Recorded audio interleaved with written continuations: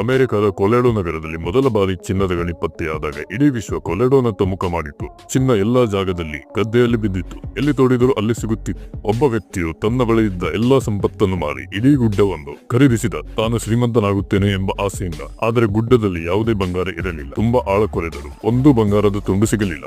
ಯಾರೋ ಹೇಳಿದಂತೆ ಇನ್ನೂ ಆಳ ಕೊರೆದ. ಅವನು ತನ್ನ ಮನೆ ಆಸ್ತಿ ಎಲ್ಲ ಮಾರಿದ. ಯಂತ್ರ ತಂದು ಇನ್ನೂ ಆಳ ಕೊರೆಯಲಾಯಿತು. ಆದರೆ ಬಂಗಾರ ಸಿಗಲಿಲ್ಲ. ಇದರ ನಂತರ ಪೇಪರ್ನಲ್ಲಿ ಗುಡ್ಡ ಹಾಗೂ ಎಲ್ಲ ಕೊರೆಯುವ ವಸ್ತುವನ್ನು ಮಾರುವುದಾಗಿ ವಿಜ್ಞಾಪನೆ ಕೊಡುತ್ತಾನೆ. ಅವನ ಸ್ನೇಹಿತರು, ನಿನ್ನ ವಿಷಯ ಇಡೀ ಅಮೆರಿಕ ತಲುಪಿತು ಎಂದು ಹೇಳುತ್ತಾರೆ. ಎಲ್ಲರಿಗೂ ಗೊತ್ತಿದೆ ನೀನು ಎಲ್ಲವನ್ನೂ ಕಳೆದುಕೊಂಡ ವಿಷಯ ಮತ್ತು ಯಾವ ಹುಚ್ಚನ್ನು ಮತ್ತೆ ಕಳೆದುಕೊಳ್ಳುವುದಿಲ್ಲ. ಆಗ ಅವನು, ಇಷ್ಟು ದೊಡ್ಡ ದೇಶದಲ್ಲಿ ನಾನೊಬ್ಬನೇ ಅಲ್ಲ, ನನ್ನ ಹಾಗೆ ಒಬ್ಬನಾದರೂ ಹುಚ್ಚ ಇದ್ದಾನೆ ಎಂದು ಹೇಳುತ್ತಾನೆ. ತಕ್ಷಣ ಒಬ್ಬ ವ್ಯಕ್ತಿ 1 ಕೋಟಿ ಕೊಟ್ಟು ಇಡೀ ಗುಡ್ಡ ಖರೀದಿಸುತ್ತಾನೆ. ನೀವು ಕೇಳಿ ಆಶ್ಚರ್ಯಪಡುತ್ತೀರಾ. ಕೇವಲ ಒಂದೇ ಕೊರೆತದಲ್ಲಿ ಜಗತ್ತಿನ ದೊಡ್ಡ ಚಿನ್ನದ ಗಣಿ ಸಿಗುತ್ತದೆ. ಅಂದರೆ ಕೇವಲ ಇನ್ನೊಂದೇ ಪ್ರಯತ್ನ ಮಾಡಿಲ್ಲದಾಗಿತ್ತು.